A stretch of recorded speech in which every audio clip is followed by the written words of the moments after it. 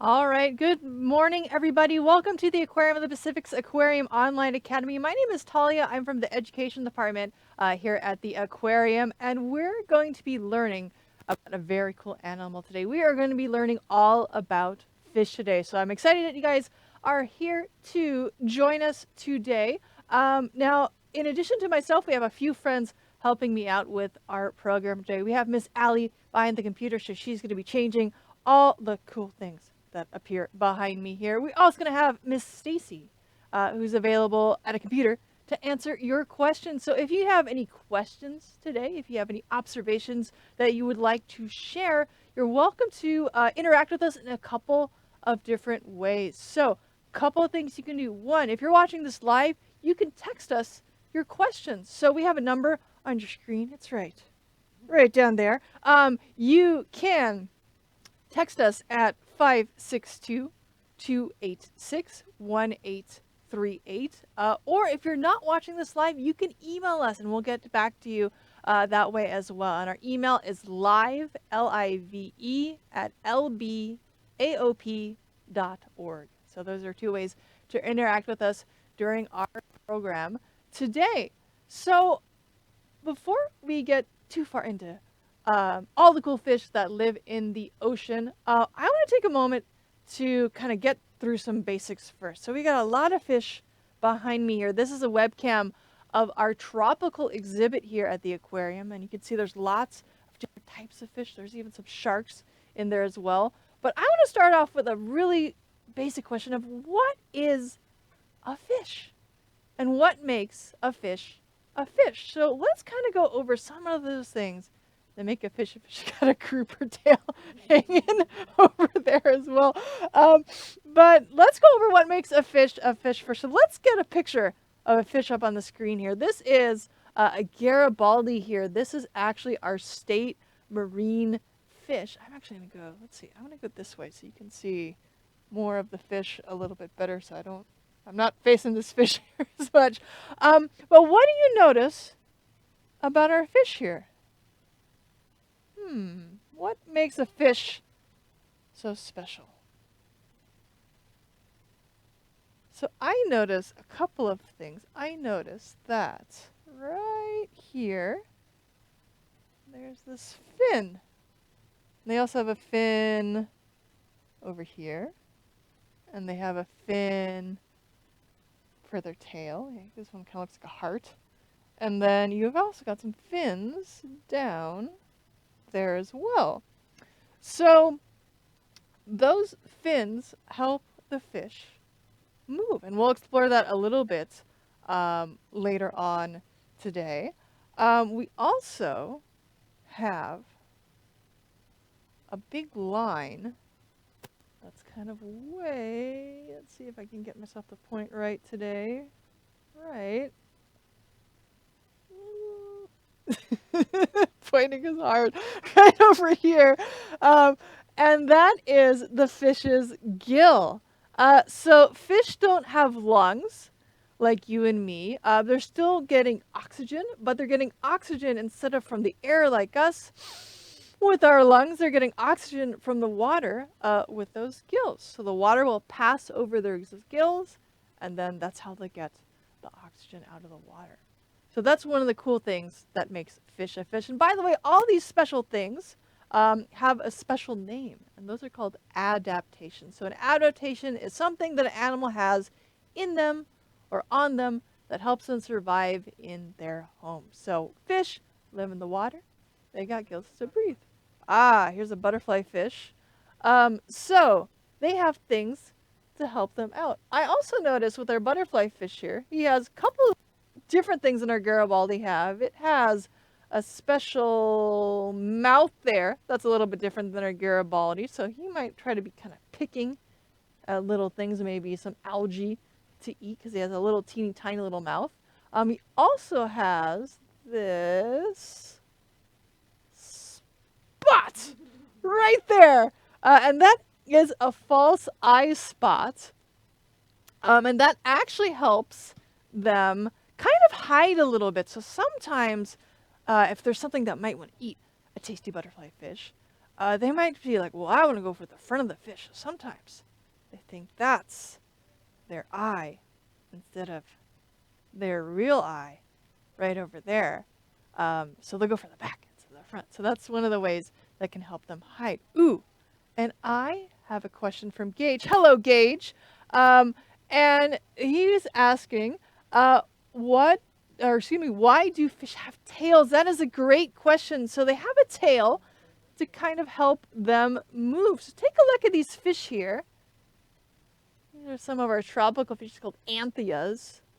They have all sorts of pretty rainbow colors. What do you notice the fish using their tails for?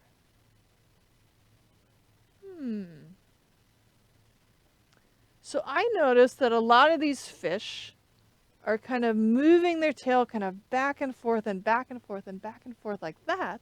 And that's actually helping them move, and not just move, but it's helping them move forward a little bit. So that's why I think a lot of fish a tail can help them out. Also, you might notice that different fish have different shapes to their tails, and sometimes that makes them faster. So if you have a fish with a really kind of forked tail, kind of like that, that is going to help our fish swim a whole lot faster. So sometimes sharks and other marlins have really, really specialized shapes to their tail, and that might help a fish move a little bit faster. Now, speaking of some fins here, they also have some different functions to them. You probably know a shark has a dorsal fin right up here.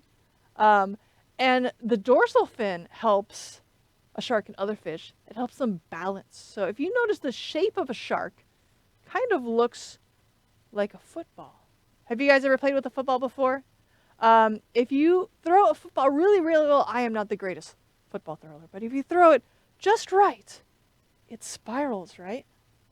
So if our shark here did not have that dorsal fin on there we go, on its body right up there, it would swim in a spiral, just like this. And that's pretty silly. So it has that nice dorsal fin up at the top so that it kind of helps them balance and they don't spin quite as much. So that's what we use the dorsal fin for our fish here. Now, I want to jump back real quick to our fish here. Another thing that's special about a fish that makes a fish is something that's on its skin. Now we have our skin to kind of help protect our insides and stuff. Fish have some special things on I almost gave it away, on their skin that is a scale. So they have scales to help them out. And you might know them, and they kind of look a little half circles. And that's almost like fish having a little bit of armor on them to help protect their body as well. So that's one of the special things that makes a fish a fish. So let's jump back a little bit to how fish move a little bit more. We talked a little bit about what their tail does. We talked a little bit about what their dorsal fin does as well. Let's take a look at how our fish are moving and try to see if we can figure out what our fish are doing with some of those other fins. Ooh, I notice our ray is kind of using a different fin to move. Do you see that? Ooh, that's our eagle ray. Kind of looks like they're flapping a little bit, almost like a bird using their wings. A couple of our other friends using their tails, again, to move forward. Sharks use their tails to move forward. Sure, and then Miss Allie is going to show us a picture of some other fish. You probably know what these fish are. So these are clownfish or anemone fish, and they use their side fins to swim a little bit more. So you noticed our ray was kind of using their side fins to swim, and our clownfish do that as well, and those are called pectoral fins. So they're using their pectoral fins more so to swim rather than their tail. I think we've got a video here to watch. So you can see they're getting most of their motion forward by using those pectoral fins rather than their tail.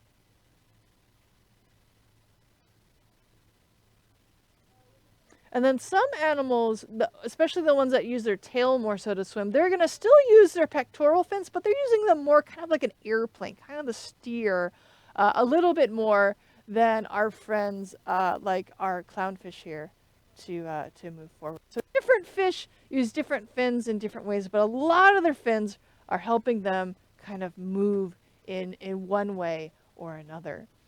So I see we have some questions. Jonathan wanted to know, where are most butterfly fish found? That is an excellent question. Oh, thank you. Miss Allie put up a picture of a butterfly fish for me. This is kind of what one of them looks like. So there are about 115 species that live in the tropical reefs around the world, but most are found in the Indo-Pacific. So that's kind of part of the Pacific Ocean.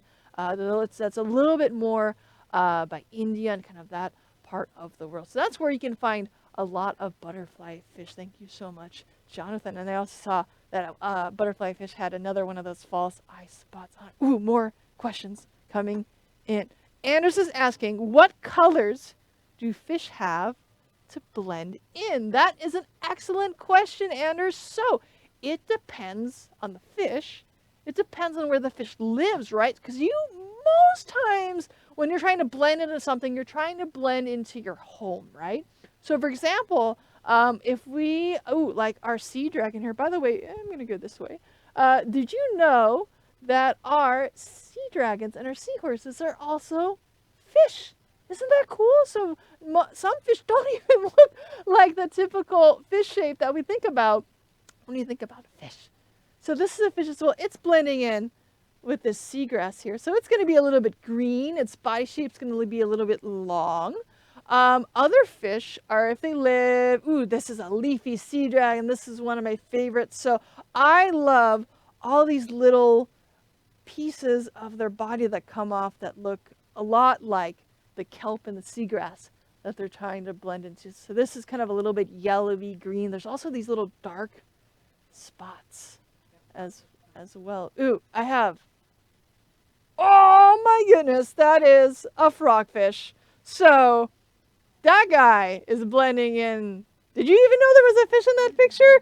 That guy is definitely blending into some rocks for sure. So they are definitely really, really good at hiding. And you might notice, wait a minute, are there orange rocks out there? No, maybe not in our backyard, but this guy is a tropical fish. So they're going to be blending into their home, which is a little bit more colorful than maybe what we see in our backyard. So tropical fish going to get a lot more bright colors because you're blending into corals and all sorts of things that have a really, really bright kind of background to them.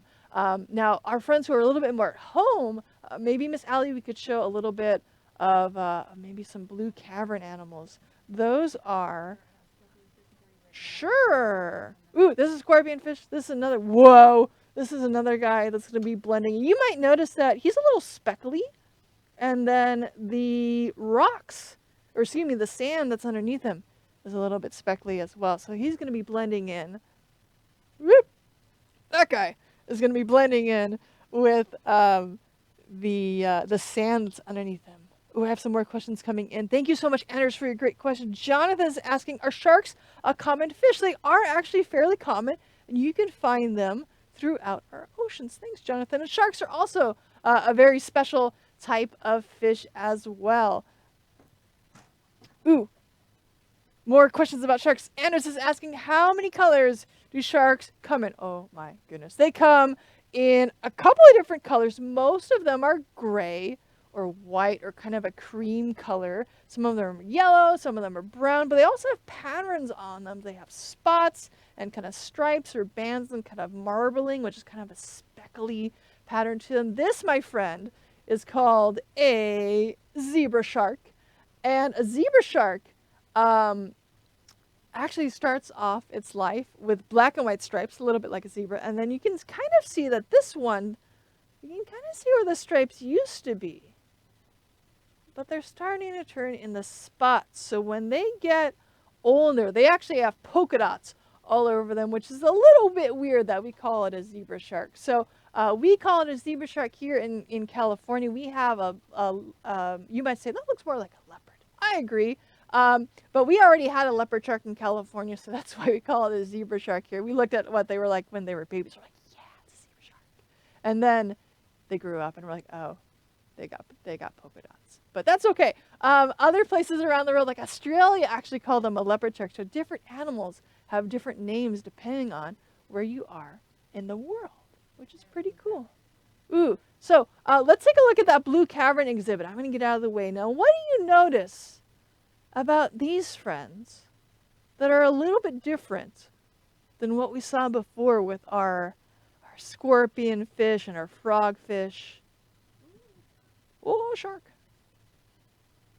I noticed, particularly with that shark, that their belly was a light color. We saw a little bit of their mouth too, but their top was kind of a dark speckly color. You can actually see it with one of these big giant sea bass that's kind of in the center here.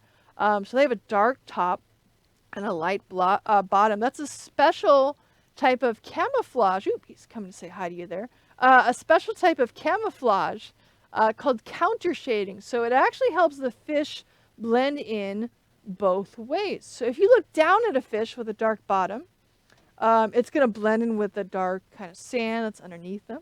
If you look up at a fish, it's going to blend in with the light that's shining down on the top of the water. So it's a really cool way for fish to blend in both ways. The other thing that I noticed with these fish here is that they are, I'm going to come back over here a little bit so you can see the fish a bit more. They're a little bit more of a, I would say, a muted color, so more kind of grays and whites, and they're not really, they're trying to blend in a little bit more, again, with their home. So we have a lot of kind of dark gray rocks behind me, so that's a little bit more sort of the color pattern that the fish that live in this area blend in. Miss Allie, do we have a picture of a kelp fish by any chance? Let's go see. So you might have noticed there's some bright green kelp behind me. There are fish that like to blend in with that as well, called kelp fish. Also, Miss Allie, if there's an eel, that would also probably work too. Let's do eels. Eels are maybe easier than kelp fish this morning. I threw a curveball for Miss Allie here. Ooh, okay, so Mr. Eel is a nice green color here. And he can blend in with the rocks, or excuse me, the kelp that might be around a kelp forest as well. So I've definitely seen some at the aquarium. They like to kind of lay in the kelp, kind of like that. So that's another way of blending in with their home. So maybe not necessarily the rocks, but some others that might be in their home. Ooh, more questions. All right, so Caitlin is asking, ooh, what is the difference between a stingray and a manta ray? That is an excellent question. So it comes down to that stinger. So they're both rays. They're both cousins of sharks. They kind of have a very similar shape to their body. But a stingray has a stinger. It's a little barb, kind of, it's mostly either where the tail and the body meet, or sometimes it's in the middle of the tail. Here's a stinger. You can actually see it in this picture here. So I'm going to see if I can do a good job pointing right there. You see that? That is that fingernail-like thing. That is their stinger. So they're going to use that to defend themselves. If they get stepped on, if something's trying to munch on them, they're going to be like, hey, get away from me. And they're going to use that little stinger to sting whatever is trying to munch on them. Ooh, here's some other rays here. I think they look like little ghosties on the bottom. They're pretty fun. You can see their mouth there too. So a stingray is going to have a stinger. A manta ray is another type of ray, but they actually don't have a stinger. They're really, really big though. That's another difference between, I forget how big they get. They must get like, I want to say at least like 15, if you don't quote me on that, but that's my educated guess there. They get really, really big. Sure, let's see if we can find those eel rays as well, because they get pretty big as well. Let me see if they are going to be nice enough. Oh, there they are. There's one going in the corner there, heading up towards the top. They get pretty big as well. So yeah, manta ray doesn't have a stinger. Stingray is gonna have that stinger to help defend itself. So I think a manta ray just gets by with just being really big. I think that's one of the ways that manta ray is gonna defend itself. More questions. Ooh, how big is a great white shark? Great question. So the biggest ones are over 20 feet. And most aren't that big. With most girl, here's great white shark behind me. Oh my goodness. Most girl great white sharks get about 15 to 16 feet, and the boys get about 11 to 13 feet. So that is how big our great white sharks can get. But yeah, biggest about 20. Most of them a little bit later. Ooh, and thank you. Miss Allie pointed out that here's another great example of that counter shading. So again, notice dark on the top, blending with the bottom. Light on, yes, light on the bottom, which blends in with the sunlight coming down from the top. Okay. Ooh, more questions. You guys like sharks today. Sharks are a really cool fish. So let me just take a moment to talk about that sharks are fish as well. Now, they are a special type of fish because their skeleton does not have bones like we do. They have something instead called cartilage for their skeleton. Cartilage is the squishy stuff. It's on the end of your nose. It's on the end of your ear. It's that squishy stuff there. That's cartilage. So that is what the shark's skeleton is made out of instead of bones like us. Isn't that pretty cool? So they're just a very special type of fish. Same with the rays. They're going to have that cartilage instead of bones like us. We had a question about shark babies. How many babies can a shark have? It depends on the type of shark. So some of them can just have one.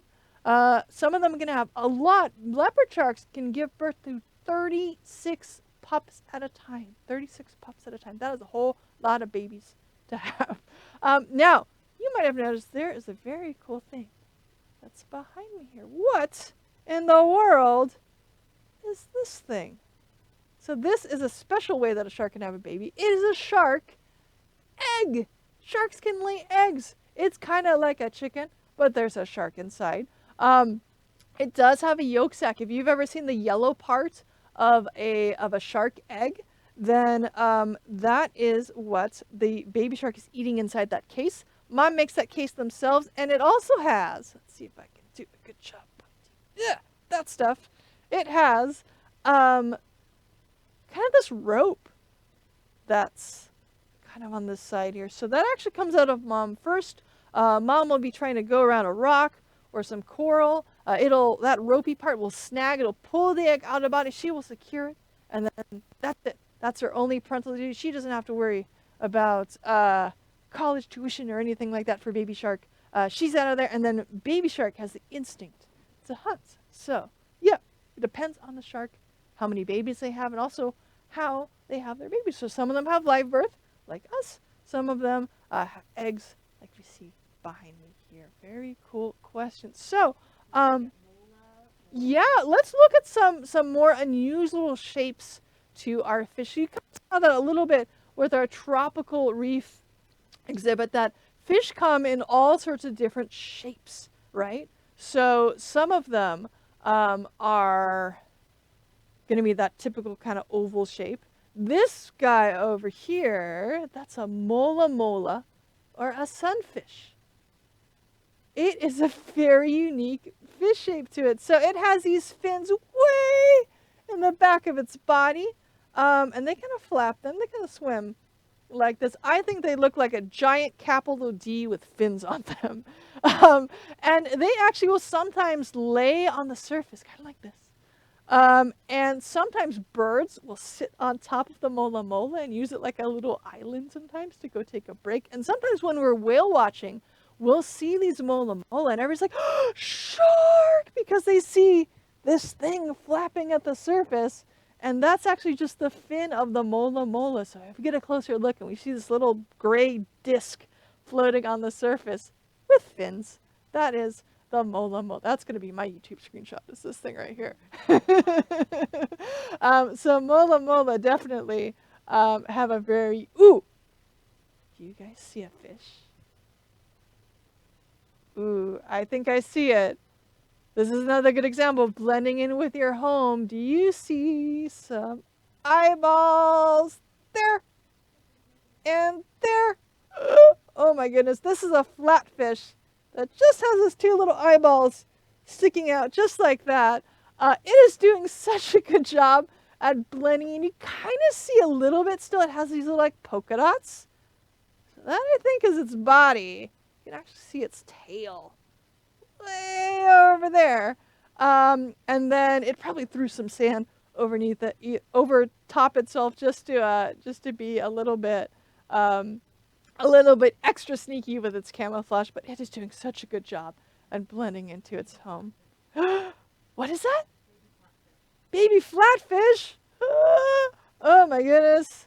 I've never seen this picture before. That's really ridiculously adorable. Those are baby flatfish in a jar. They kind of crawl. They kind of look a little wormy, a little bit like that. Very cool. So they're going to be moving their body kind of similar to, we saw kind of some of our rays kind of have this undulating kind of flap to their body. So that's how they kind of move as well. That kind of little ridge around their side goes flappity flap flap like that. Very cool. Well, I'm so glad we're learning so much about fish today. So fish have a lot of different shapes. They are really, ooh, this is another cool shape. So that football shape is really good for kind of being good for swimming in the water, for swimming really fast. What about this guy? That is a garden eel, and it has a really long body shape. It kind of looks a little bit like a straw. It might be kind of similar to an eel, has a very long body shape as well, or other, this is an eel, but other types of eel. I'm thinking of a moray eel in my head. But they have a very narrow, long body shape, which is great for hiding in little nooks and crannies. And the garden eel actually buries itself in the sand, just like that. And then it'll poke its head up, kind of look around. Maybe it'll munch on something and it'll go boop, kind of go back in their little burrow in the sand. Ooh, ooh, ooh, here's another. Ooh. It's a movie. I'm going to get out of the way of the movie. What are those? Those are one of my favorite fish with a really, really silly name.